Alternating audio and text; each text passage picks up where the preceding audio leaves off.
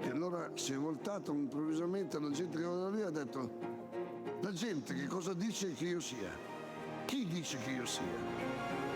E voi chi dite che io sia?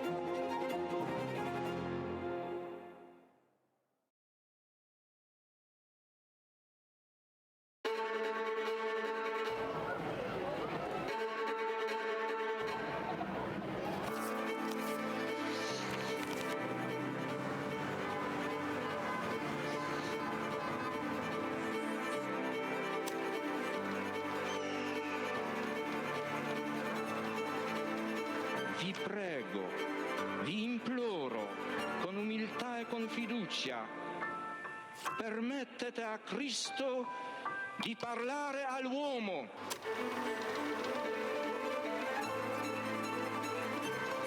Don Gius aveva capito il problema che avevo. Se la tua vocazione è vero, il tuo lavoro verrà fuori anche dai sassi.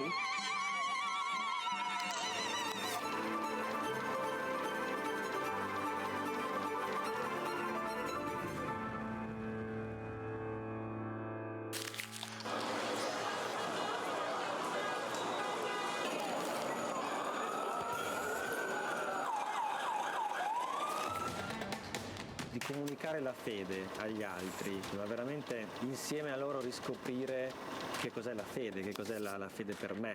Portare Cristo agli altri, comunicarlo agli altri è l'unico modo che abbiamo per conoscerlo veramente.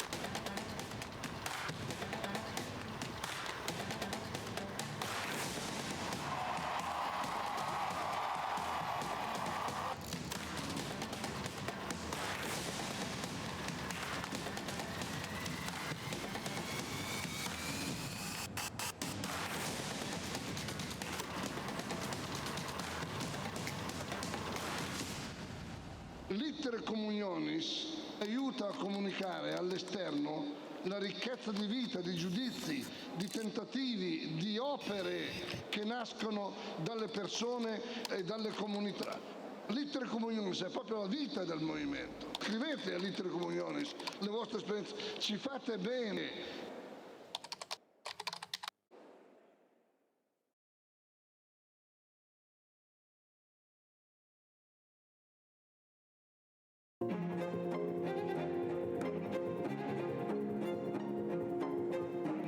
Si è voltato improvvisamente alla gente che era lì e ha detto: la gente che cosa dice che io sia? Chi dice che io sia? E voi chi dite che io sia?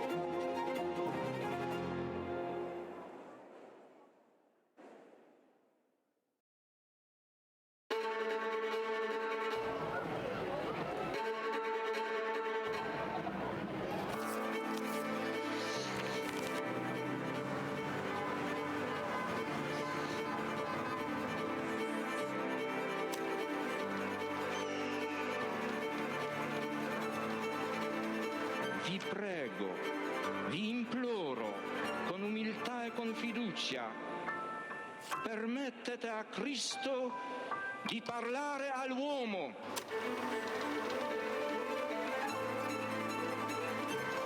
Don Gius aveva capito il problema che avevo. Se la tua vocazione è vero, il tuo lavoro verrà fuori anche dai sassi.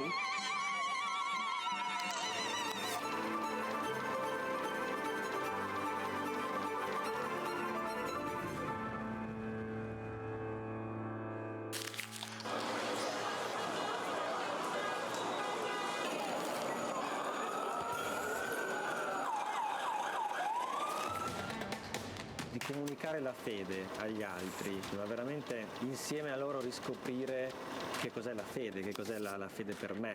Portare Cristo agli altri, comunicarlo agli altri è l'unico modo che abbiamo per conoscerlo veramente.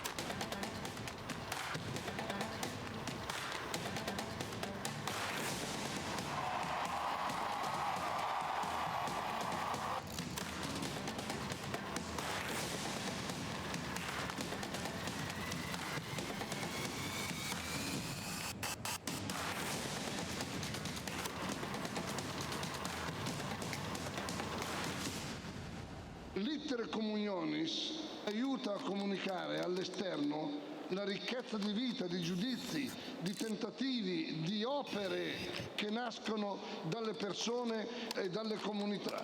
L'Itere Communionis è proprio la vita del movimento. Scrivete all'Itere Communionis le vostre esperienze, ci fate bene.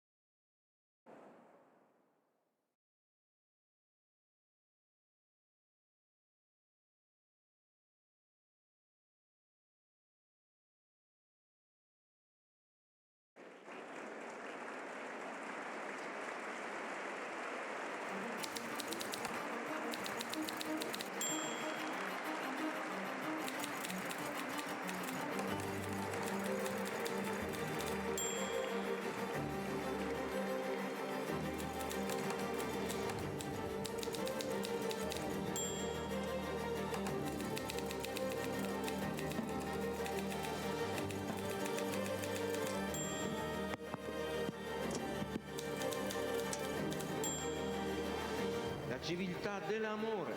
Fratelli e sorelle, costruite senza stancarvi mai questa civiltà. Lavorate per questo, pregate per questo, soffrite per questo.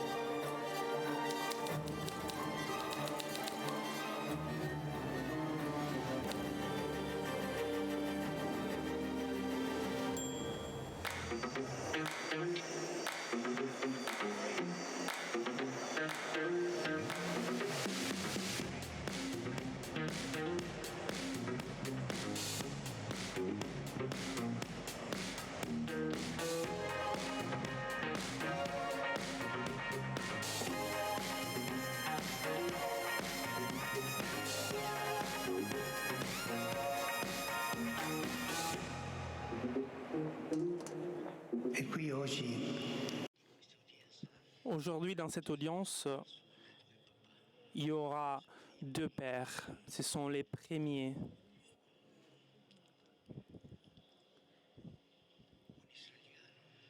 Un Israélien et un Arabe. Tous les deux ont perdu leur fille dans cette guerre. Tous les deux sont des amis. Ils ne regardent pas à l'inimitié de la guerre, mais ils regardent à l'amitié de deux hommes qui s'aiment et qui ont passé par la même croix. Pensons à ce témoignage très beau de ces deux personnes qui ont souffert à travers la perte de leur fille, la guerre de la Terre Sainte. Chers frères, merci pour votre témoignage.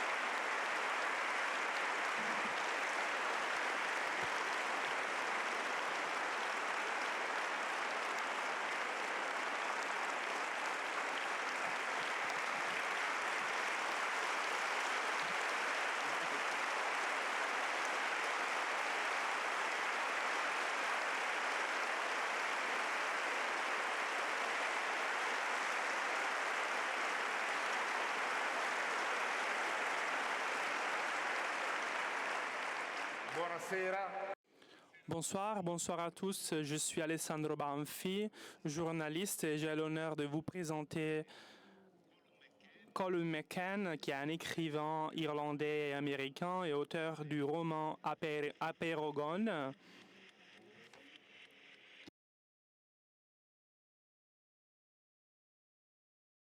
Un best-seller qui a fait connaître au monde entier cette exceptionnelle histoire, l'histoire de Rami Elkanan, israélien et père de Smadar, tué dans un conflit des Hamas, et Bassam Aramin, un Palestinais, le père de Abir,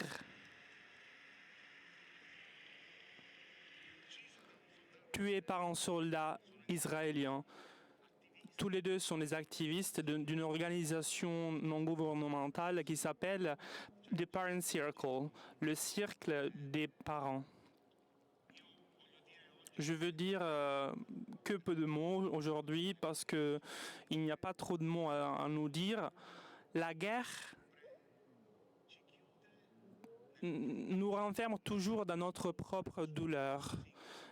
Cela nous renferme dans notre douleur et cela, c'est l'image de ces deux enfants, deux filles qui ont été les victimes des deux parties, des deux parts. Smadar aujourd'hui aurait 42 ans, Abir aujourd'hui aurait 32 ans. Alors, je veux partir par le texte de ce livre qui a mené cette histoire dans le monde entier. Je remercie Giampiero Bartolini qui va lire avec nous le premier texte qu'on a choisi de ce livre et qui nous introduit à cette histoire véritable, parce que parfois les livres racontent des choses qui ne sont pas vraies, ce sont des fictions, mais cette fois le livre raconte une vraie histoire et il y a les protagonistes ici. Les grands livres nous font vivre les vies des autres. Jean-Pierre, à toi. Le temps ne nous attend pas. Tu voudrais qu'il le fasse, que se congèle, que se paralyse, que passe à l'arrière, mais il ne le fait pas. Tu dois te réveiller, tu dois te lever, tu dois faire les comptes avec toi-même. Elle n'est plus là. Sa chaise à table est vide, sa chambre est vide, sa veste est encore sur le pommeau de la porte. Tu dois prendre une décision. Qu'est-ce que tu vas faire maintenant de cet insoutenable fardeau que tu as dans tes épaules, sur tes épaules, pardon? Qu'est-ce que tu vas faire de cette incroyable rage qui te mange vivant? Qu'est-ce que tu vas faire de ta nouvelle personne, de ce père sans une fille, de cet homme que tu n'avais jamais pensé pouvoir exister? Le premier choix est le même, la vengeance. Quand quelqu'un tue ta fille, tu veux mettre les choses au pair. Tu veux sortir et tuer un arabe, n'importe quel arabe, tous les arabes. Et ensuite, tu veux tenter de tuer sa famille et tous ceux qui sont autour d'elle. Et c'est ce qu'on attend de toi, qu'on exige de toi. Tout arabe que tu vois, tu veux le voir mort. Bien sûr, tu ne le fais pas dans le vrai sens du mot, mais tu le fais en demandant aux autres de tuer un arabe pour toi. Aux politiques, aux leaders, tu leur demandes de lancer un missile sur leur maison, de l'empoisonner, de prendre sa terre, de voler son eau, d'arrêter son fils. Si tu tues l'un des miens, j'en tue 10 des tiens. Et le mort, naturellement, est un oncle, un frère, un cousin, une femme qui, à son tour, veut te tuer. Et tu veux le tuer encore, pour encore 10 fois. Vengeance. La voie la plus facile. Et ensuite, tu obtiens des monuments à cette vengeance avec des tendons, des funérailles, des chants, des panneaux sur le mur. Un autre une autre partie de terre sous-traite et une pierre amène à une autre balle. Et cela continue de cette manière, ainsi sans cesse. Écoutez, j'ai un mauvais caractère, une mauvaise personnalité, je le sais. Je perds toujours la patience. Il y a longtemps, j'ai tué des gens dans la guerre de manière froide, comme dans un vidéo-jeu. J'avais un fusil, je combattais 3 guerres, j'ai survécu. Et la vérité, l'horrible vérité, c'est que les Arabes, pour moi, étaient une chose loin, abstraite, insignifiante. Pour moi, il n'était rien de touchable. Il n'était même pas visible. Je ne pensais pas à eux. Je ne faisais pas la vraie partie de ma vie, ni dans le bien, ni dans le mal. Les Palestiniens à Jérusalem, ils coupaient l'herbe. Ils faisaient la table comme tous les Israéliens. Je savais qu'ils étaient là et je faisais semblant de les connaître. Je faisais semblant aussi qu'ils me plaisent, ceux qui étaient pas dangereux. On parlait d'eux dans cette manière, les personnes qui sont inoffensives et les personnes qui sont dangereuses. Mais pour moi, c'était la même. Ils pouvaient même être des taxis, des camions, des choses. Ils étaient là pour réparer notre frigo durant un random de samedi. Dans toutes les villes, il y avait un arabe qui était un bonhomme. Sinon, qui allait te réparer le frigo dans le samedi? Si tu t'aimais pas les Arabes, alors ils deviendraient des personnes réelles. Donc il fallait il fallait avoir peur d'eux. Et on ne voulait pas qu'ils deviennent réels. Un Palestinien réel était un homme. il y a un an, plus ou moins, après que Smada a été tué, j'ai rencontré un homme qui changea complètement ma vie. Il s'appelait Yitzhak Frankenthal, un juif religieux, un orthodoxe, avec la kippa sur sa tête.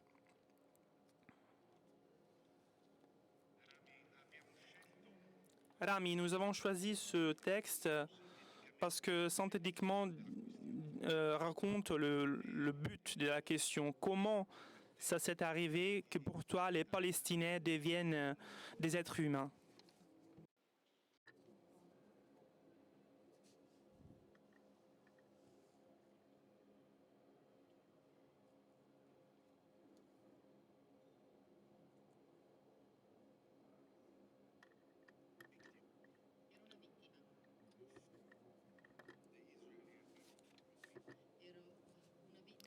Moi, j'étais une victime du modèle israélien. Je suis issue de manière particulière,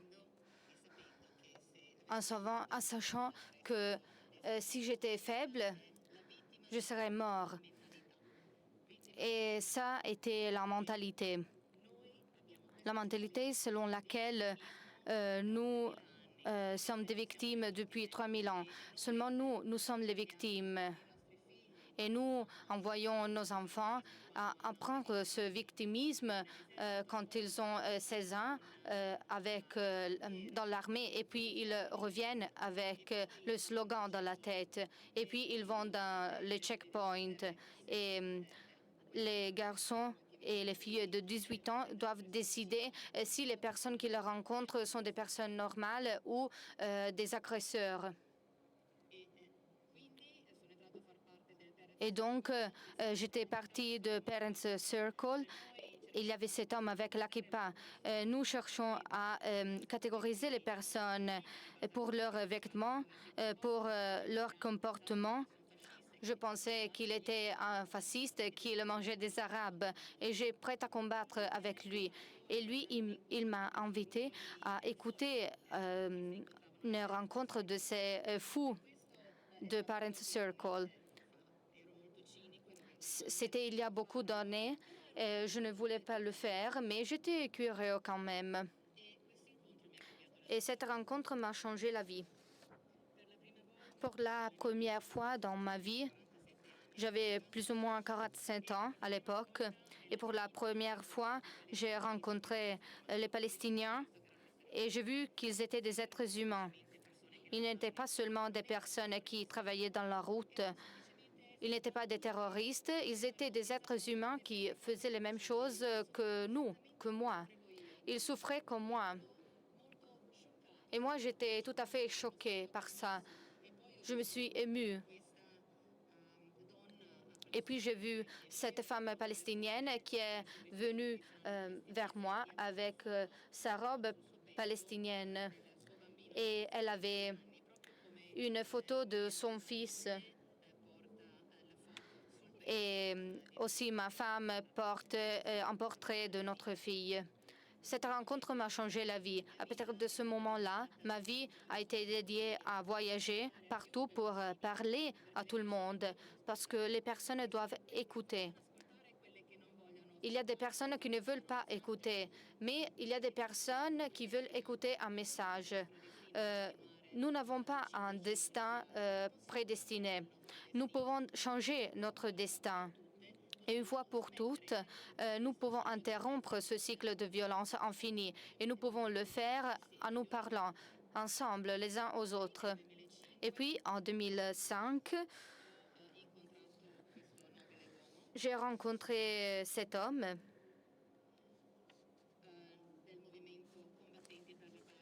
du mouvement combattant pour la paix.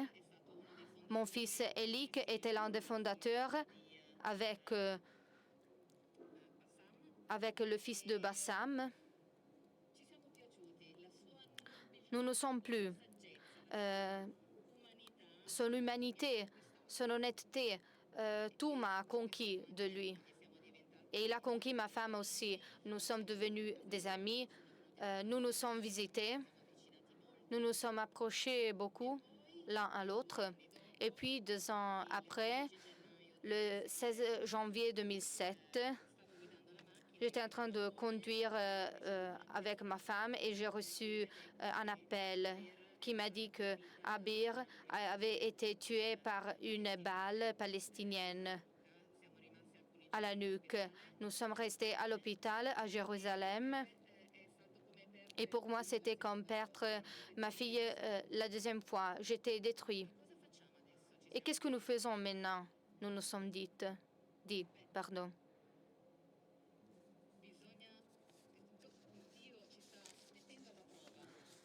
Dieu est en train de faire un test sur nous.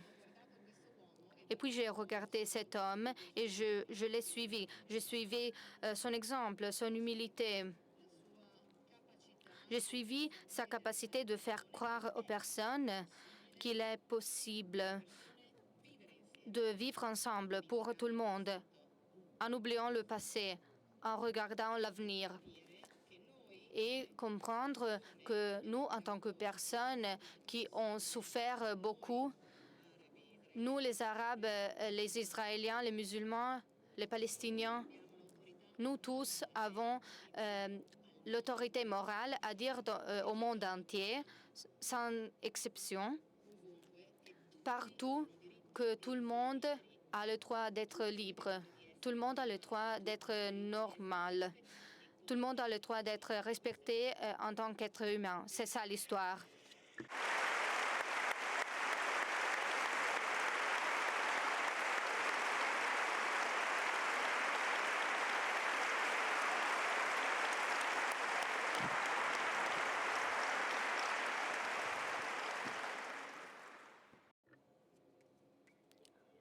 Alors, j'invite Giampiero à nous lire le 2e texte qui nous introduit Bassam Aramin.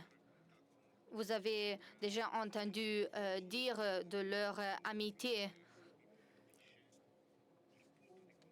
Le point de contact entre eux me touche particulièrement.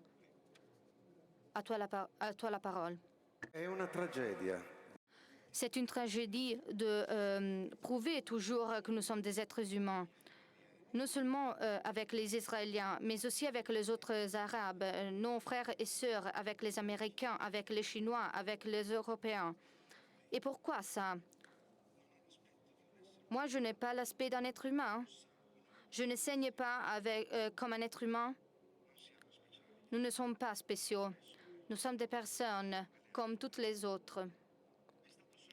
En 2005, certains d'entre nous ont commencé à se rencontrer en cachette avec des soldats israéliens. Moi, j'étais parmi les 4 premiers Palestiniens. Vous ne pouvez pas imaginer cette première rencontre à l'Everest Hotel. Pour nous, ils étaient des criminels, des ennemis, des assassins. Et pour eux, nous étions la même chose. L'un était Elik, le fils de Rami. C'est comme ça que nous nous sommes connus. Nous étions en train de se rencontrer avec comme des ennemis qui voulaient parler. Ces jeunes Israéliens ne voulaient pas combattre en Cisjordanie et à Gaza, non pas pour le bien des Palestiniens, mais pour le bien de nous tous. Et nous voulions empêcher aux Palestiniens de souffrir. Nous étions égoïstes des 2 côtés. Et il est naturel. Au début, pour moi, ce n'était pas important. D'accord, nous étions différents. Et alors? Et par la suite, nous avons commencé à nous sentir responsables les uns vers les autres. Une année était nécessaire et nous avons fondé les combattants pour la paix, le mouvement, là, à l'Everest Hotel, au bout de la route, près du village, près du mur, à 2 minutes d'ici. Rumi, le poète soufi, a dit quelque chose que je ne vais jamais oublier. Bien au-delà du bien et du mal, il y a un chant. Moi, je vais t'entendre là. Nous avions raison, mais nous n'avions pas raison. Et nous nous sommes rencontrés dans un champ. nous nous sommes rendus compte que nous voulions tuer les uns les autres pour atteindre le même objectif, la paix et la sécurité. C'était un peu de l'ironie. C'était une folie.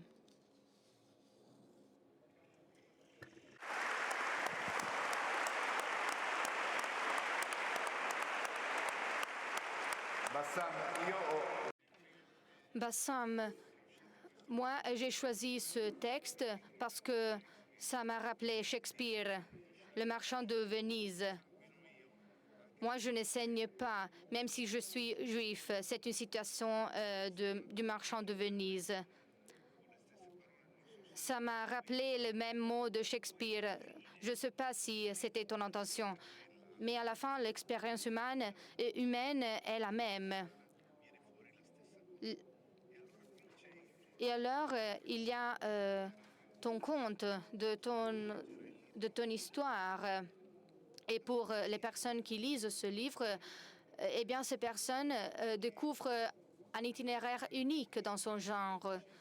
Un itinéraire où tu veux connaître ce fantôme ennemi qui est l'Israélien.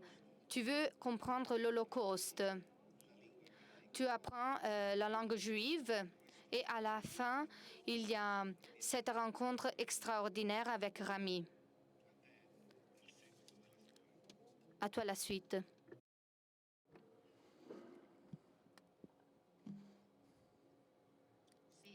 Oui, au début, j'ai pensé que on était des personnes normales, pas spéciales. Ensuite, j'ai découvert que nous sommes très spéciales parce que ce n'est pas facile de nous connaître et de nous découvrir. Et mon frère Rami l'a découvert et il a découvert que nous sommes des êtres humains. C'est-à-dire que parfois, on se cache aux autres et c'est difficile de voir les autres et de voir dans les autres quelque chose de différent. Oui, j'ai commencé à connaître l'autre part. Quand j'ai regardé un film sur l'Holocauste, j'étais en prison à l'époque. Et je voulais m'amuser en regardant ce film parce que pour moi c'était une sorte de vengeance, parce que je voulais voir les autres torturés, tués. Et ensuite j'ai commencé à pleurer parce que c'était le tuage de personnes innocentes et c'était une chose trop forte pour moi. Je ne m'attendais pas à voir ces choses autant atroces. C'est une longue histoire, mais ce film ensuite, après plus que 25 ans, m'a poussé à obtenir un degré sur l'Holocauste. Ceci pour comprendre ce qui est la peur présente dans la mentalité juive. Parce qu'en prison, j'ai appris que si tu connais ton ennemi, tu peux le battre, tu peux le tuer. Mais si tu es seulement ton ennemi, tu ne fais pas que tuer toi-même. Alors quand tu découvres cela, ton ennemi devient comme toi.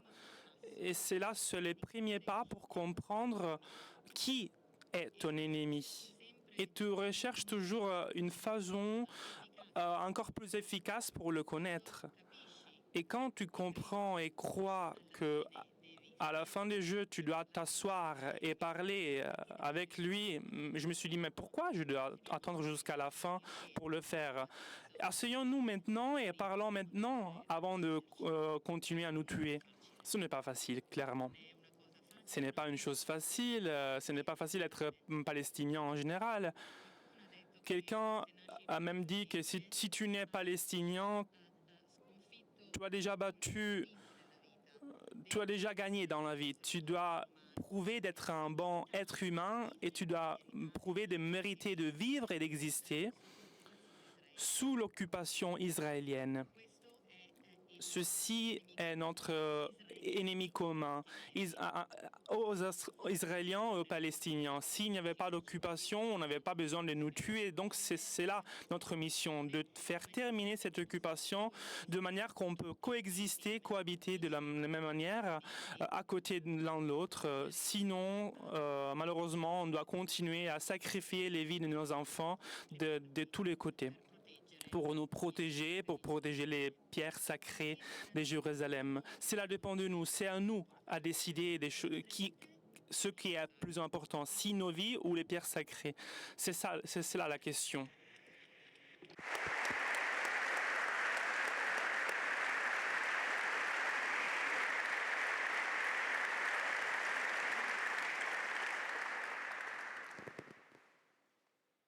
Allora, credo che Giampiero sta salendo di... Je crois que Giampiero est en train de monter dans la scène pour introduire Colum McCann. J'ai choisi un texte qui concerne un autre écrivain qui a été cité dans le livre. Parfois, les livres sont écrits comme ça. Il y a un livre dans les livres. Il y a beaucoup de livres dans ces livres. Il y a beaucoup d'histoires, beaucoup de nœuds dans cette petite histoire d'une amitié personnelle entre deux personnes qui sont si universelles. À toi la parole. Dans l'octobre 1972, Walsweiter, un poète et un traducteur, a été tué par des coups de pistolet par un agent israélien. Il était en train de rentrer dans son appartement dans la place Hannibalian, dans le nord de Rome, en portant avec lui une copie d'un arabe de Mille et une nuits. Zuater avait adoré ce livre depuis quand il était un enfant. Et depuis quand j'étais arrivé à Rome, depuis Nablus en 1962, il avait commencé à le traduire depuis sa langue native en italien.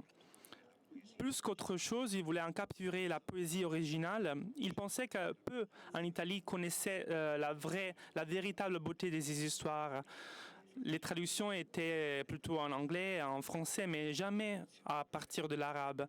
Les traductions courantes étaient d'une bourgeoisie diluctante. Ils avaient enlevé les couleurs, l'esprit des textes. Ils avaient vêtu des signifiés avec des mythes. La véritable texture et nuance de sa langue était en train d'être perdue et, à son avis, était due à une forme d'une infantilisation de la pensée arabe qui était capable d'occuper son peuple et le déhumaniser. Zuaiter avait 38 ans, il venait d'une bonne famille, mais il était en train de survivre comme journaliste, chanteur, acteur. Il pouvait répéter par cœur Montesquieu, Rousseau, des textes de Voltaire. Il avait un fort intérêt aussi pour Calvin et Borges. Il fréquentait le bar arabe de Via del Vantaggio où il lisait des poésies à haute voix. Il aimait organiser des salons littéraires autour de la ville. On le voyait souvent se promener par les rues en chantant Bella Ciao. Au début des années 70, il s'est uni à Fatah. Le soir de son assassinat, Zuater a pris 2 bus à Rome avec une artiste australienne pour traverser la ville et rentrer dans son appart. Quand il a dépassé la porte de sa maison, il y avait soudain une personne qui avait un pistolet et une personne l'a touché avec 3 balles, 12 balles, pardon, et la 13e a touché le livre qu'il avait dans ses bras. La balle a touché l'histoire du petit Smadar, qui était la préférée par lui-même. Zuaiter était le premier à arriver là-bas pour venger le tuage des autres personnes qui s'était passé avant à Munich. C'était une personne qui faisait partie du Septembre Noir, mais selon le témoignage d'une conférence à Beyrouth, il était un pacifiste, avec une capacité de tuer presque nulle. Il n'était pas intéressé à la vengeance. Peut-être il connaissait un peu plus du flûte magique, plus qu'il le savait, et plus que le OLP. Merci.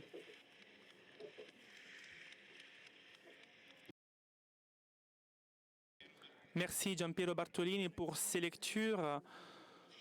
J'ai choisi ce texte parce que c'est un écrivain qui parle d'un autre écrivain. Et même si c'est une histoire très controverse, cette des Zweiter, et il manque encore une traduction italienne bien poétique des Mille et une nuits, on l'attend encore. Comment ce livre est né pour toi, Colum?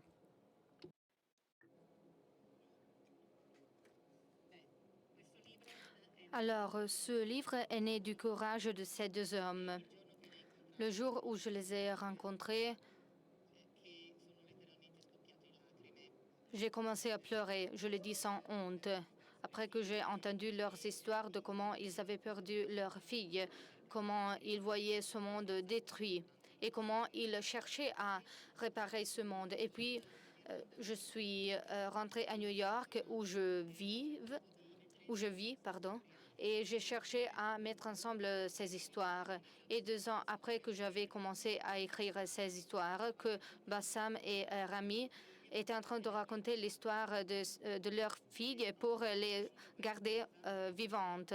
Je m'en suis rendu compte et puis j'ai pensé, ah mais c'est les 1000 nuits. Et alors j'ai commencé à diviser mon histoire à 1001 chapitres. Et puis je vous vois ce soir, il y a 3003 personnes ce soir, et il y a tellement d'histoires à écouter ce soir. Je suis très surpris que vous êtes venus ici pour écouter ce témoignage. Vous pouvez transmettre leurs histoires dans le monde entier parce que je suis convaincue que le fait de narrer les histoires est la chose qui peut réparer le monde tel qu'il est maintenant. Ils cherchent à trouver l'humanité dans l'autre de manière profonde. Ça pourrait être simple pour certaines personnes, et ça pourrait être romantique, mais pour moi, c'est une chose profonde. Pour moi, ça va droit au cœur des personnes. Aimer ton voisin et aimer ton ennemi. Parfois, les choses les plus profondes peuvent être résumées dans une phrase, mais rien n'est simple. Surtout, la simplicité n'est pas simple. Les deux ont travaillé pour créer un message qui, selon moi, peut transformer la vie des personnes. Nous n'avons pas besoin de nous aimer. Nous n'avons pas besoin de nous plaire, les personnes disent. Mais ce que nous devons faire absolument est nous comprendre. Si nous ne comprenons pas, et alors notre destin est déjà établi. Et comment est-ce que nous pouvons nous comprendre? Non pas à travers la politique ou à travers des déclarations, à travers l'éducation, et même pas à travers les sentiments du cœur, et non pas à travers quelque chose d'exagéré, mais à travers quelque chose de personnel, d'histoire personnelle. Et alors, on va raconter l'histoire de leur fille. Et mon devoir a été de capturer leur voix. Je suis devenue une sorte de personne qui passait le message. Et pendant 5 ans, tandis que j'écrivais mon livre, au fur et à mesure, je les ai connus de plus en plus. Je suis passée à travers des checkpoints. J'ai voyagé en moto. Et je pense qu'aujourd'hui, Smadar et Abir sont ici, près de moi, et elles me disent quelque chose. Et elles, maintenant, remercient leurs pères qui ont eu le courage de raconter leurs histoires, de manière que nous tous pouvons comprendre quelle est l'importance de leur histoire dans le monde entier.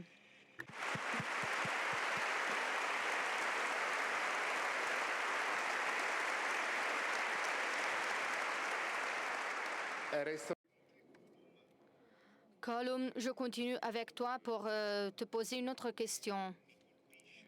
Ce qui me frappe dans ton attitude vers la douleur, la souffrance, la mort, envers ces deux pères, eh bien, ce qui me frappe est la pietas, la pitié. C'est une attitude d'empathie vers les êtres humains. Et bien évidemment, la question que je te pose vient de ta tradition catholique irlandaise.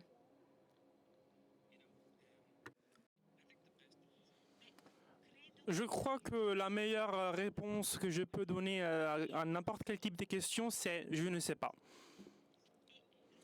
Et je le dis parce que nous vivons dans une époque qui est marquée par des certitudes. Tout le monde semble avoir que des certitudes face à n'importe quel type de question. Mais je vais être honnête, sincère. Je ne sais pas d'où ça vient cette pousse, mais cela vient sûrement d'une culture de foi, d'une culture de raconter des histoires, d'un respect par les histoires et même par la littérature en général.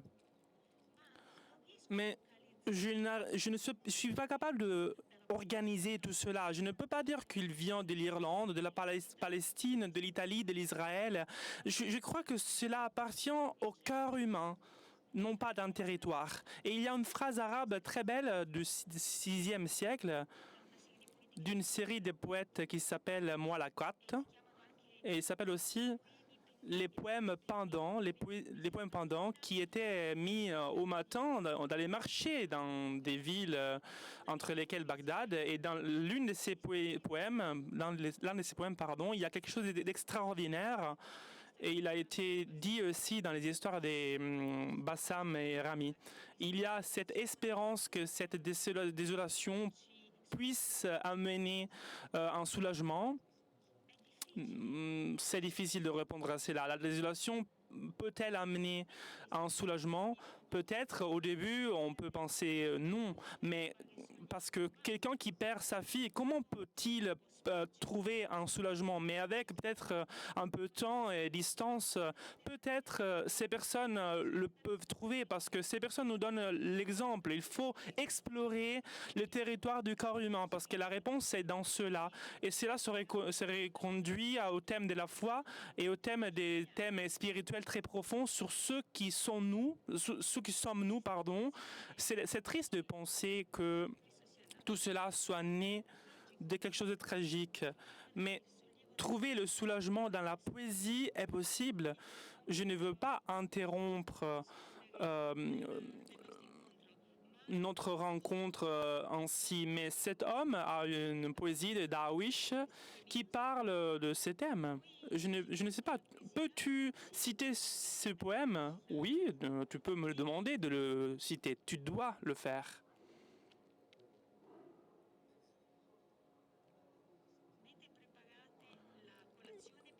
Quand vous préparez votre petit déjeuner, pensez aux autres.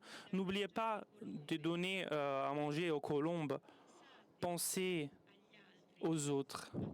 Pensez à ceux qui cherchent la paix.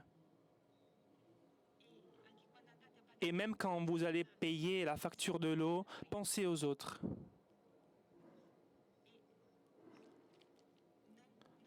Et n'oubliez pas ceux qui ont seulement les nuages dont on peut boire. Pensez à eux, aux autres, même quand vous parlez librement avec des métaphores, à ceux qui ont perdu leur droit de parler. Quand vous rentrez à la maison, pensez aux autres. Pensez à ceux qui n'ont pas de lieu dans lequel habiter. Et quand vous pensez aux autres, pensez aussi aux personnes qui sont loin, mais pensez aussi à vous-même. Et vous souhaitez d'être une chandelle dans le sombre.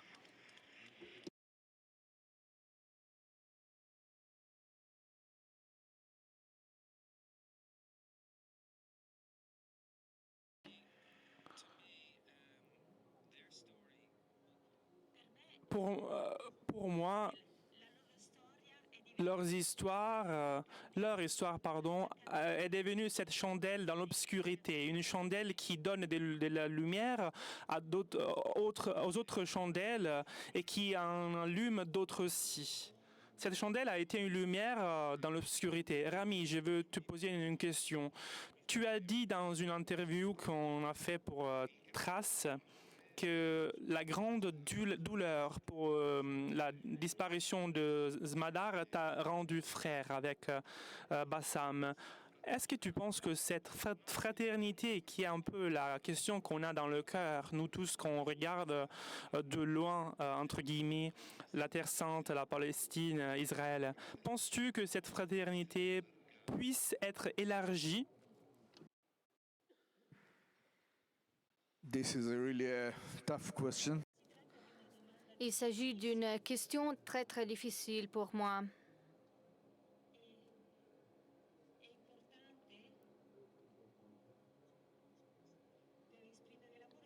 Pour exprimer de l'amour, on ne doit pas être en deuil.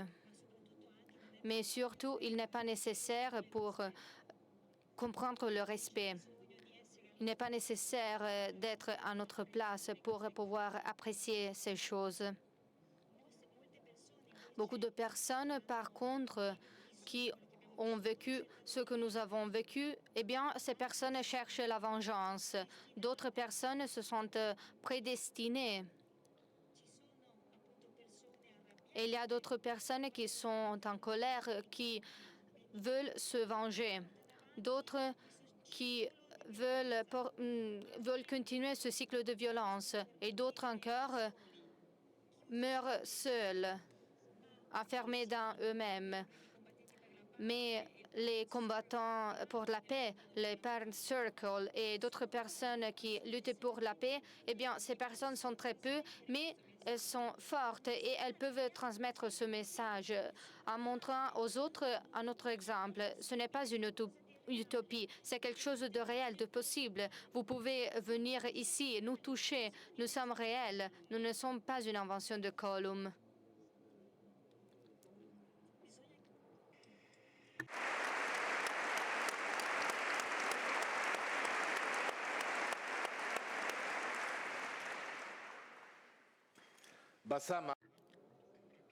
Bassam, il me semble que la logique des deux champs, le Hamas, les Israéliens, les Palestiniens, etc., ont la même attitude, la destruction, la négation de l'autre. Mais ce qui m'a frappé, c'est que dans l'interview que je mentionnais, vous avez dit une phrase que j'ai relie. Entre la haine et le pardon, il y a quelque chose dans le milieu qui s'appelle réconciliation. Et c'est ça la voie meilleure par laquelle Rami et moi combattons.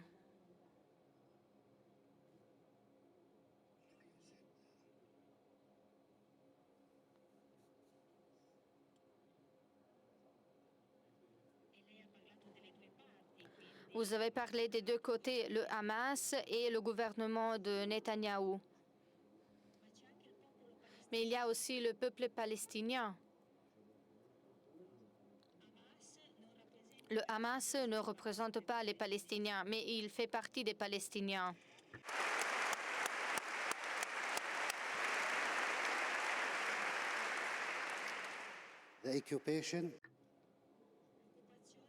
L'occupation israélienne a créé Fatah et la résistance palestinienne. Et pour détruire le Hamas, il faut arrêter l'occupation israélienne.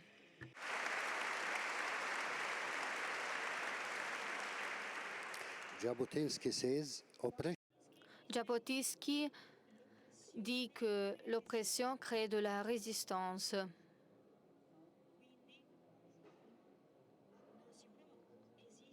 Donc on ne peut pas exister sous une occupation sans résistance.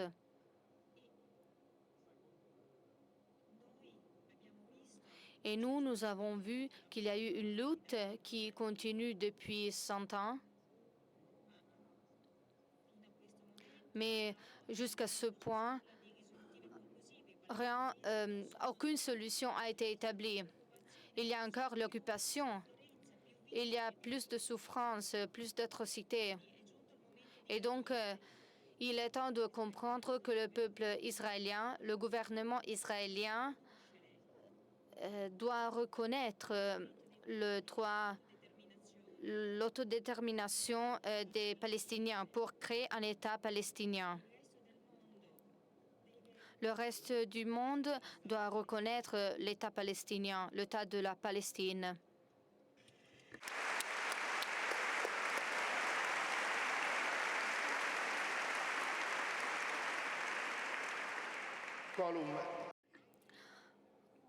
Colum, je reviens à ton intérêt pour cette histoire. Ce qui m'a frappé, c'est que tu m'as raconté que tu te rappelles, quand tu étais un garçon, que tu avais vécu en Irlande la présence des drapeaux palestiniens et israéliens. Et c'était une Irlande divisée par la guerre civile.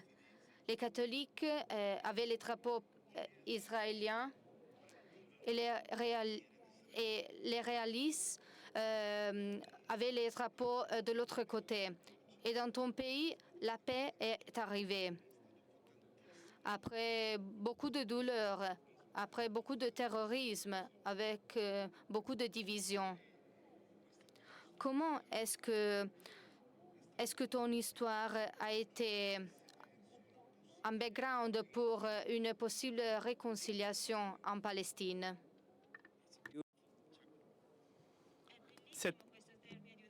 C'est une très belle définition, le terme de la possibilité, une possibilité. Si on part de l'impossible, il y a aussi le possible. Le sénateur George Mitchell, qui a fait commencer le procès de paix, il a dit que là où il y a l'impossible, il y a aussi le possible. Quand j'étais un enfant, que je passais aussi des checkpoints avec ma mère en Irlande, peut-être qu'on allait dans des fermes, on était entouré par des choses horribles. On pensait qu'il n'y aurait plus de paix. Mais aujourd'hui, je suis ici et on a la paix depuis 27 ans en Irlande du Nord et ça semble peut-être impossible en y pensant.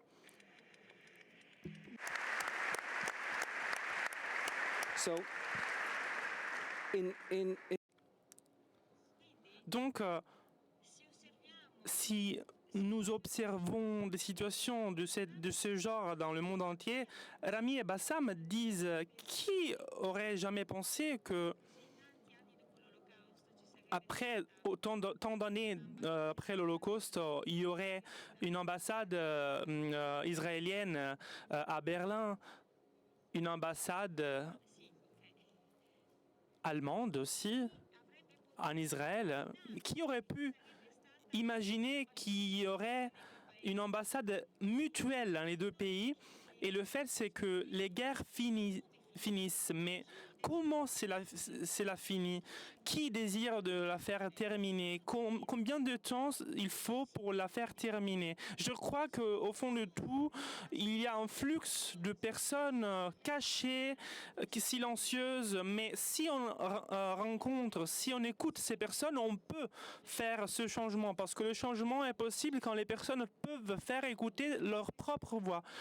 Quelqu'un peut penser que ces deux hommes peuvent être improbables, mais je pense que dans le public aujourd'hui, il y a des personnes improbables, des personnes courageuses, des personnes qui pourraient démontrer ce courage, mais il faut aussi une foi.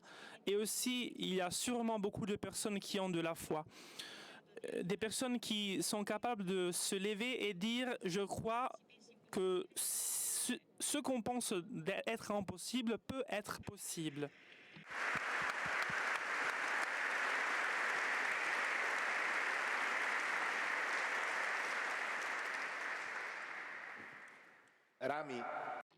Rami, ton histoire est une histoire qui implique ta femme, Nourit, aussi. Une personne qui porte en soi encore la douleur après 27 ans. C'est une personne exceptionnelle et connue, bien connue en Israël, une personne célèbre. Je voulais te demander qu'est-ce que cela signifie pour toi? Qu'est-ce que cela a signifié pour toi de sortir de l'idée de conservation de sa propre douleur pour soi-même? Combien t'a aidé d'en parler, de le partager? Cela m'a frappé que quand on a parlé à distance, tu as fermé la porte et tu as dit « Je préfère que ma femme n'assiste pas, n'écoute pas, parce qu'elle n'est pas capable maintenant de parler, d'entendre des choses sur la mort de Smadar. » Et alors, je voudrais te demander, qu'est-ce que cela te pousse donc à toi d'élargir cette douleur et même de mettre en évidence ta souffrance? This is under the belt. Waouh, c'est une question qui me frappe dans le profond.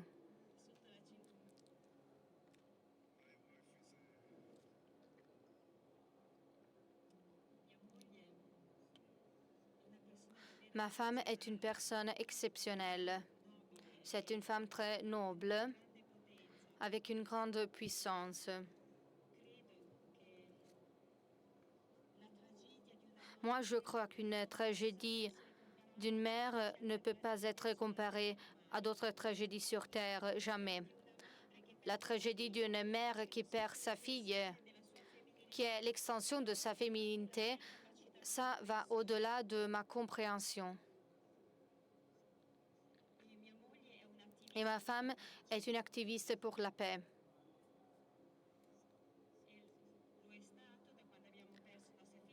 Elle a été activiste, elle est activiste depuis 27 ans, depuis que notre fille est morte. Et elle a gagné le prix Sakharov du Parlement européen. Elle est connue dans le monde entier comme activiste pour la paix et aussi comme chercheuse de livres scolaires. Et elle essaye tous les jours de comprendre la manière dont on peut éviter les cycles de violence. Ces livres ne sont pas traduits en juif. Elle n'est pas interviewée à la télévision, malheureusement. Et les Israéliens ont du mal à comprendre ces mots, qui sont des mots de souffrance. Mais ma femme représente un exemple pour nous tous. Elle ne veut pas que personne touche sa douleur. Elle est connue pour son activisme, ses activités, sa capacité de recherche académique, sa capacité de parler de la vérité et de la paix. Ma femme est différente de moi. Moi, je sais que quand je vais chez les Israéliens ou les Palestiniens à l'école, je le fais depuis 25 ans et je parle avec les enfants de mon histoire. Ils me regardent avec leurs yeux écarquillés et ils se sentent comme si la terre vibre. C'est comme si on était dans un volcan actif. Et entre ces deux nations, il y a un cycle de sang, de violence. Et quand ces enfants me voient, ils voient quelque chose qu'ils n'avaient jamais vu. Ils n'avaient jamais vu de père, un Israélien et un Palestinien ensemble. Et ils ne font pas la guerre entre eux. Et cela crée de la surprise.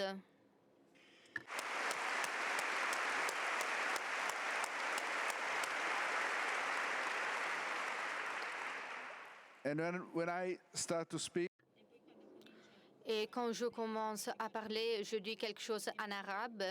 Et puis Bassam se réfère à eux en langue juive.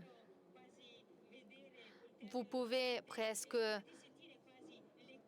entendre cette stupeur. Et vous voyez la lumière qui traverse ce mur d'obscurité. Ça, c'est l'essence de Parent Circle. Pour ce qui me concerne, si en classe, un seul enfant, soit israélien, soit palestinien, fait oui avec la tête, ça veut dire que nous avons fait passer le message. Une seule goutte de sang. La religion juive dit que dans une seule goutte de sang, il y a tout le monde. Et donc, nous pouvons faire la différence à travers ça.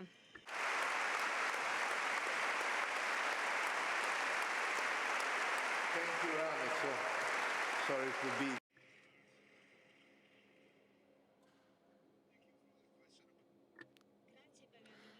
Merci pour la question sur ma femme, parce que ma femme est la héroïne, la femme de Bassam, elle aussi, toutes les femmes du monde.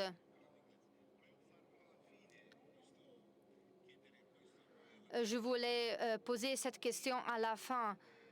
Je voulais que vous vous unissiez avec moi. S'il vous plaît, est-ce que vous pouvez montrer les photos des deux filles? En préparant cette rencontre avec vous, nous avons dit que les deux victimes sont deux femmes. Il y a deux personnes fondamentales dans cette histoire racontée dans Apeirogon, qui sont Nourit, la femme de Rami, et Salva, la femme de Bassam. Pour moi et pour nous tous et toutes, elles sont un exemple.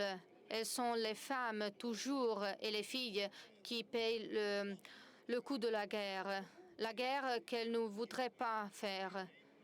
Je vous demande d'applaudir pour rappeler toutes les filles et toutes les femmes qui sont des victimes des guerres dans le monde entier.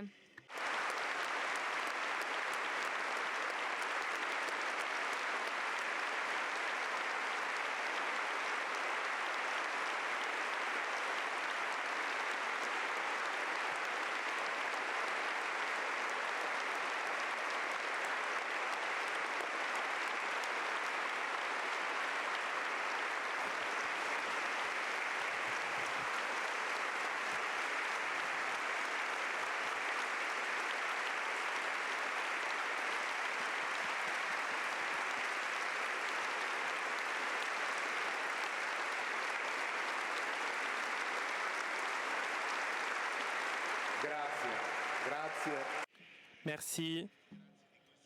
Merci pour cette solidarité qu'on sent vraiment très fort. Bassam, il y a un moment dans le livre écrit par Colum qui est très angoissant. Sans trop d'adjectifs, d'une manière simple, Colum raconte cette ambulance qui ne bouge pas, qui mène un enfant qui s'appelle Abir, qui a été touché par une balle dans sa nuque, qui peut recevoir des soins, mais est bloquée, cette ambulance, dans les territoires. C'est une page très angoissante parce que cela m'a fait retourner à l'esprit un film très simple qu'on trouve dans les plateformes, je ne me souviens plus si sur Prime ou sur Netflix, qui s'appelle The Present, et un documentaire qui raconte une chose très simple, qui a gagné beaucoup de prix. Ce n'est pas un épisode de guerre, un épisode de violence, mais cela raconte un épisode de vie.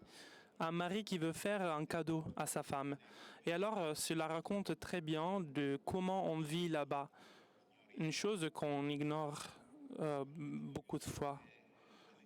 Ce que je veux te demander, c'est, en lisant ces pages, nous nous apercevons que la difficulté de vivre à Jéricho, comme tu es en train de faire en Cisjordanie, est une chose que après la tragédie de Gaza, on se souvient bien moins, mais c'est toujours présent cela.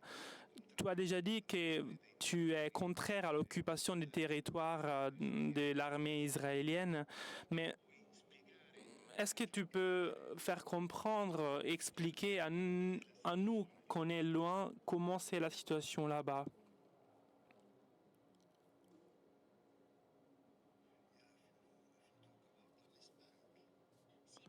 Oui, en parlant de la Cisjordanie,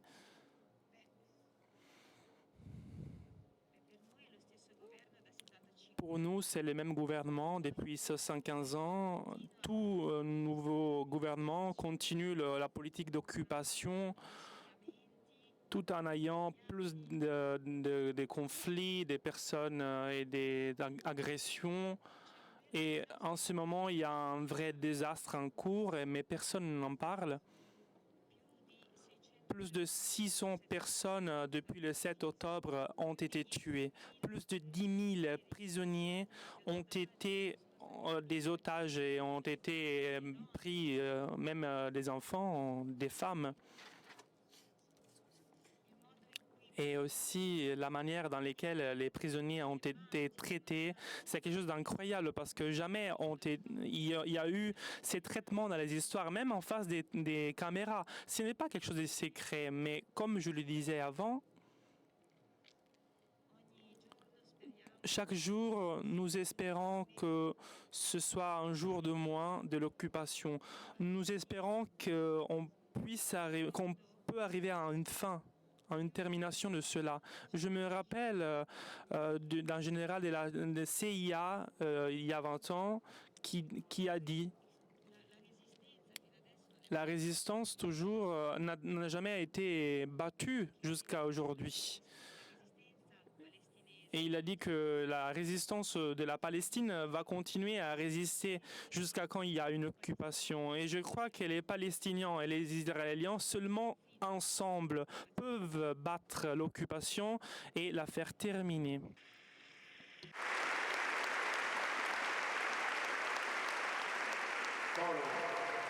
Can I just say,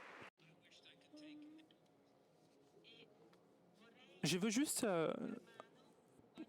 prendre par la main toute personne dans le public ici et l'amener dans une petite ville à Pessabourg et s'arrêter dans un café pour parcourir les rues avec les jeunes qui y a là-bas avec leurs vêtements, leurs ordinateurs, qui font des rêves. Et il y a un fort pourcentage de doctorats, de personnes diplômées là-bas. Et les médias occidentaux pensent que ce sont des choses de l'époque. Mais non, ils ont des idées, ils sont pleins de beauté, pleins d'envie de vivre, pleins de licences et degrés. Et donc on doit comprendre même les nuances de ce qui est en train de se passer, parce que tout est réduit à quelque chose de monolithique, comme si la Palestine était une seule chose. Et comme même si Israël était une seule chose, mais il y a plus d'une nuance. Et donc, pour ceux qui racontent des histoires, à cette responsabilité de prendre ensemble ces contradictions et se dire que même les contradictions font partie de la beauté du monde entier. Le monde est compliqué. Il y a aussi des Israéliens, des Israéliens qui ont des initiatives, comme l'initiative de Parent Circle, qui essaient de faire quelque chose, comme les combattants pour la paix. Même, il y a beaucoup de Palestiniens aussi qui essaient de faire beaucoup de choses. Nous devons observer toute cette nature kaléidoscopique, parce que si on va le faire, si on va commencer à le faire, alors on pourra comprendre aussi et accepter les contradictions, parce que à travers ces contradictions, on peut faire marcher la lumière, parce que la lumière peut battre l'obscurité et le mal. Rami l'a dit aussi, mais cela fait partie d'une réalité qu'on veut nier sur la Palestine et sur Israël dans cette période spécifique.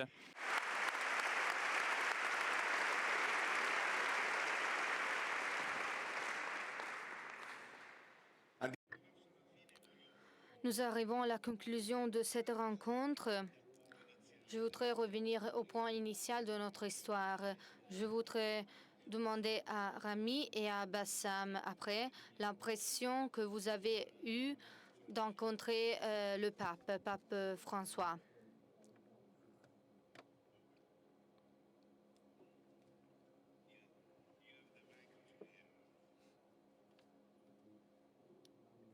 Well,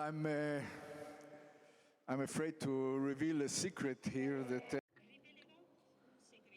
Je vais admettre un secret. Je ne suis pas un religieux, je ne suis pas croyant.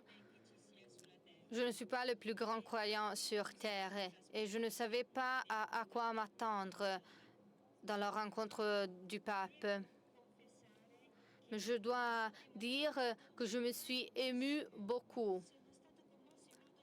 Je me suis émue de manière profonde. J'ai rencontré un père, un homme vrai, une personne qui m'a donné du soulagement. Et il s'est ému, lui aussi, il a vu le portrait de nos filles. J'ai vu les larmes descendre de son visage. Nous étions très proches. Il y avait 10 000 personnes à l'extérieur. Elle parlait de nous. Je me rappelle que j'avais marché dans la foule. J'étais très embarrassée, très gênée. Et quand je suis revenue en Israël, tout le monde me parlait. Tout le monde parlait de nous, de cette rencontre historique. On nous a demandé de participer à un programme à la télévision israélienne. En réalité, c'était une rencontre sur Zoom et on nous a demandé de raconter la rencontre avec le pape. Et je dis les mêmes choses que je dis maintenant. Et puis, nous avons parlé de Gaza. Nous avons dit peu de phrases, seulement 2. En réalité, le tout n'a pas commencé le 7 octobre et il ne va pas finir demain. Le prix est trop élevé. Et soudainement, il y a eu un problème technique.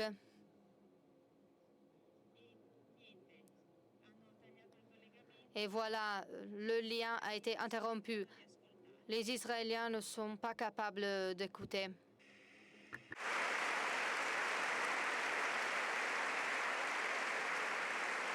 Bassam, it's your round. Bassam, à toi la parole. C'était une rencontre vraiment positive pour moi, comme les hommes et les femmes politiques le disent. Je ne veux dire que 2 mots.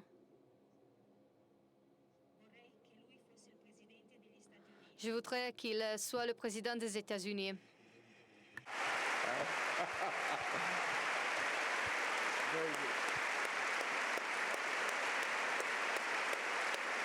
Non Argentina, Stati Uniti. Pas de l'Argentine, mais des États-Unis alors.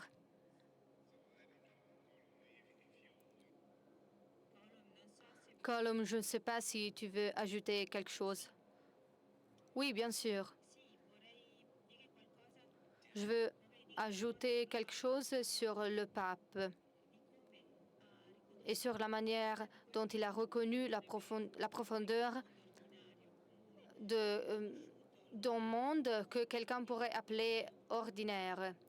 Et il a reconnu l'engagement des personnes croyantes. Et il nous a donné l'exemple d'une grande aspiration, l'aspiration à agir avec les petites choses, avec les actes de gentillesse. Il reconnaît le pouvoir de la littérature de raconter les histoires, que ce soit à travers les poèmes, les parables ou l'engagement direct, comme dans le cas de Bassam et Rami. Et moi aussi, je voudrais qu'il soit le président des États-Unis, de l'Irlande, de beaucoup d'autres nations. Et je trouve que son attitude est une source d'inspiration pour tout le monde. Et surtout, il a une grande humilité. Parce que pour lui, il est important de voir tout ce qui se passe dans le monde. De beaucoup de manières, ces 2 hommes me donnent un exemple. Du premier moment où je les ai rencontrés, j'ai compris que peut-être que l'histoire va reconnaître tôt ou tard leur rôle. Certaines personnes pourraient les considérer comme trop exagérés, mais j'ai vu qu'ils sont du côté juste de l'histoire. Et quand cette histoire sera transmise aux nouvelles générations, probablement des personnes comme Rami Bassam et d'autres personnes qui ont le courage de se faire écouter, eh bien, ces personnes seront reconnues et remerciées pour l'engagement de transmettre ces histoires. Parce que si nous sommes en silence, les histoires ne seront jamais transmises. Si on parle, on meurt. Si on reste en silence, on meurt. Et alors, parle et meurt.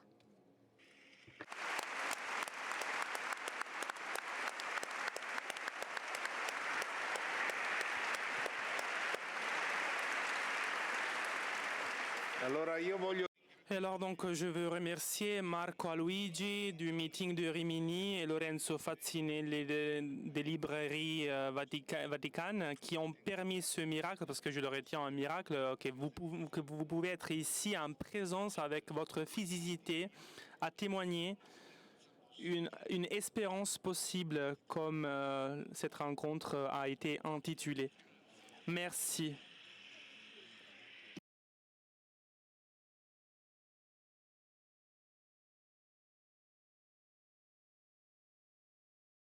Est-ce que je peux ajouter quelque chose? Rami veut ajouter une chose, veut dire une chose. Rami, à toi la parole. Je m'excuse, je demande pardon.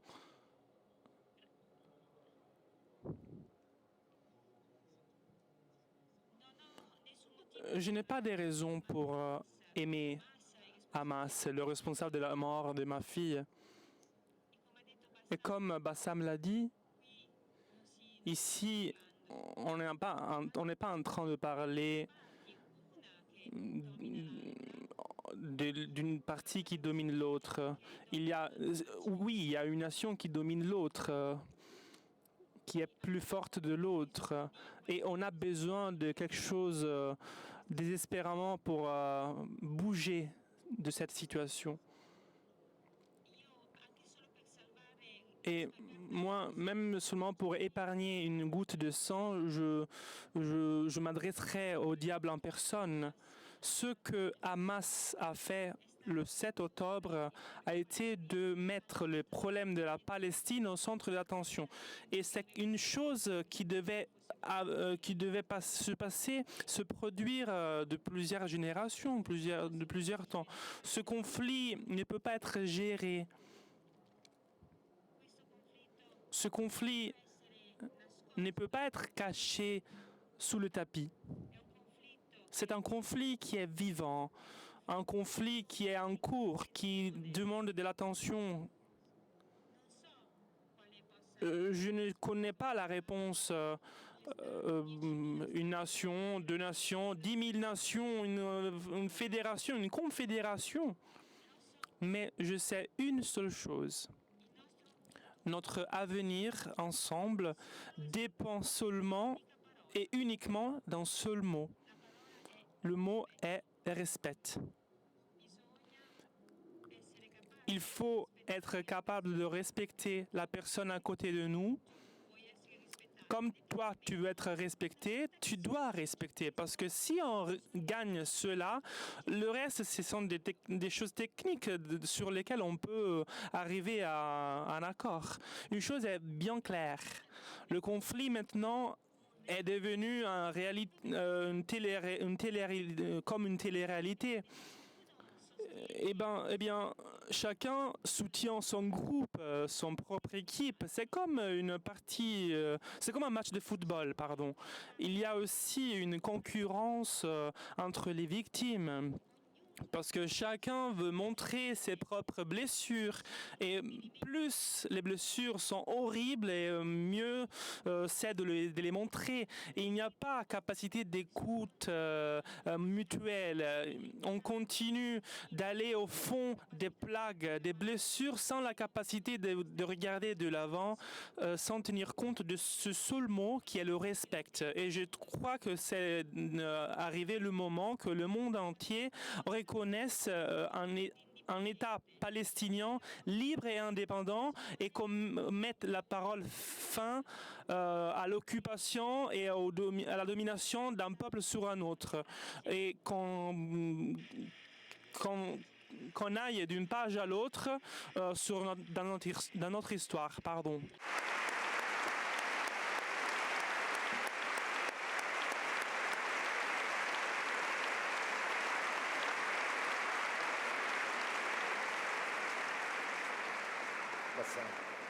Yeah, in fact, I agree with. Je suis d'accord avec lui. Je veux dire ce que Martin Luther King a dit. À la fin, on ne rappellera jamais le silence, mais les mots. Cherchez à être en faveur de la paix, de la justice et de l'humanité pour tout le monde. Merci.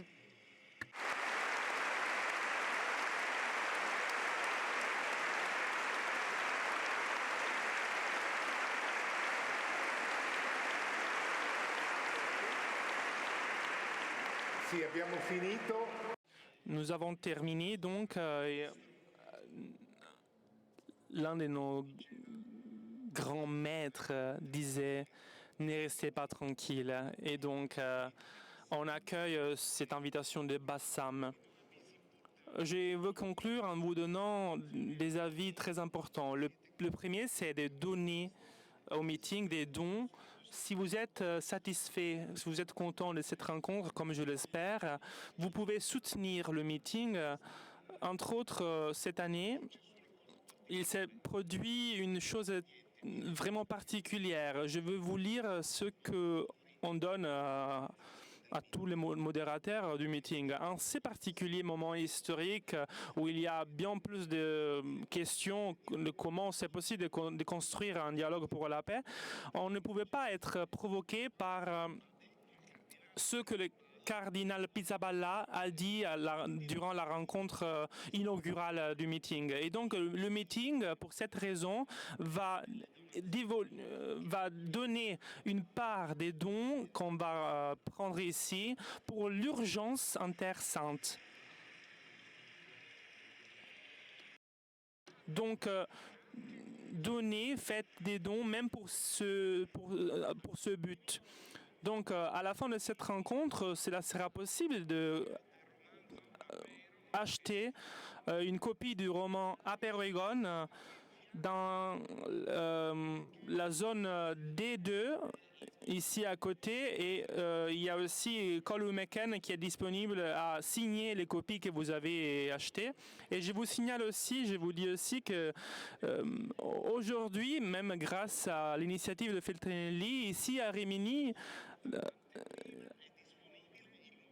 c'est disponible un nouveau livre de Colu Mecken et qu'il est magnifique, qui s'intitule Une mère. Donc je vous invite aussi à aller en librairie pour aller acheter Une mère, le nouveau livre de Mecken. Je vous remercie encore une fois à tout le monde et bon meeting à tous.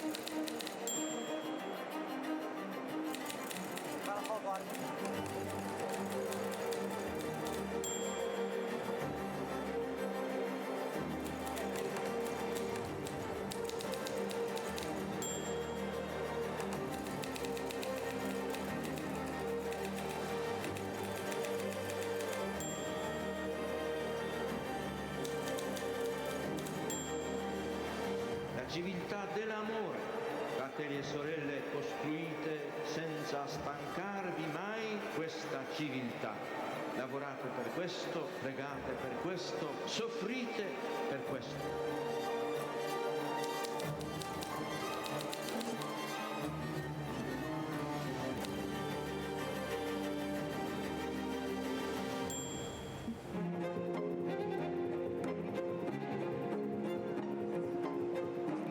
si è voltato improvvisamente alla gente che era lì e ha detto: la gente che cosa dice che io sia?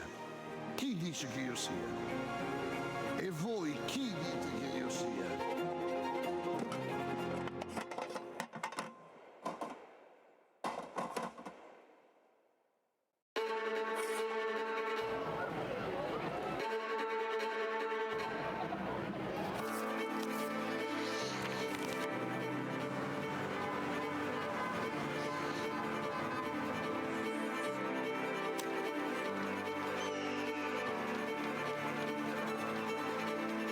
Vi prego, vi imploro, con umiltà e con fiducia, permettete a Cristo di parlare all'uomo.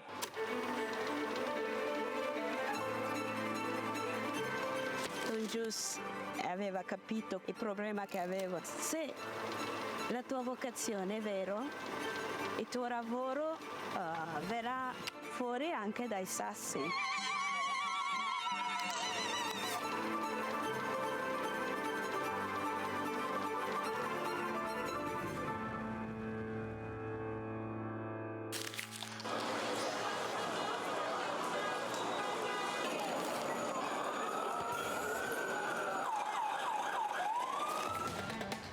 Di comunicare la fede agli altri, ma veramente insieme a loro riscoprire che cos'è la fede, che cos'è la fede per me.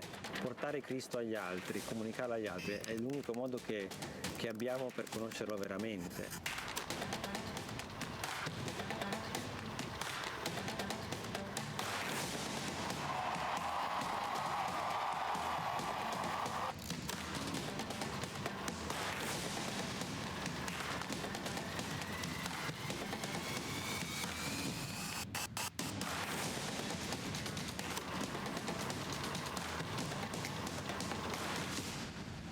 L'iter communionis aiuta a comunicare all'esterno la ricchezza di vita, di giudizi, di tentativi, di opere che nascono dalle persone e dalle comunità. L'iter communionis è proprio la vita del movimento. Scrivete all'iter communionis le vostre esperienze, ci fate bene.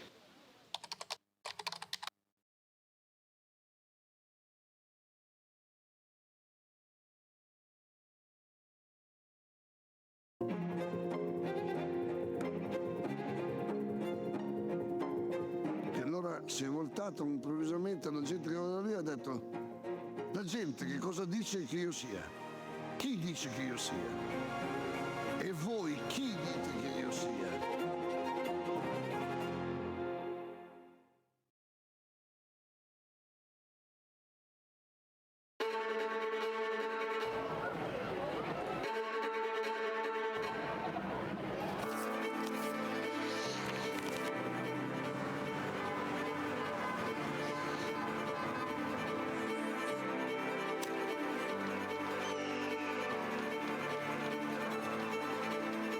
Vi prego, vi imploro, con umiltà e con fiducia, permettete a Cristo di parlare all'uomo.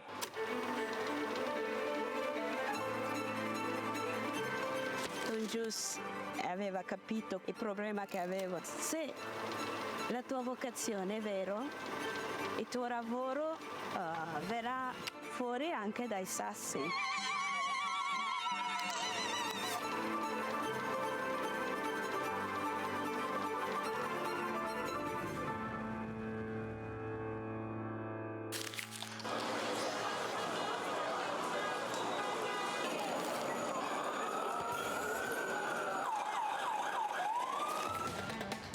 Di comunicare la fede agli altri, ma veramente insieme a loro riscoprire che cos'è la fede, che cos'è la fede per me.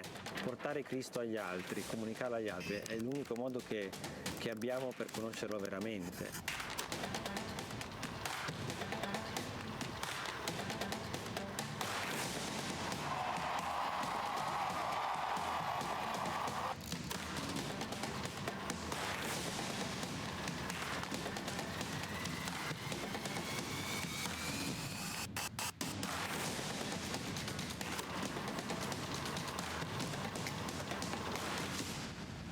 L'iter L'Ittere Communionis aiuta a comunicare all'esterno la ricchezza di vita, di giudizi, di tentativi, di opere che nascono dalle persone e dalle comunità. L'Ittere Communionis è proprio la vita del movimento. Scrivete all'Ittere Communionis le vostre esperienze, ci fate bene.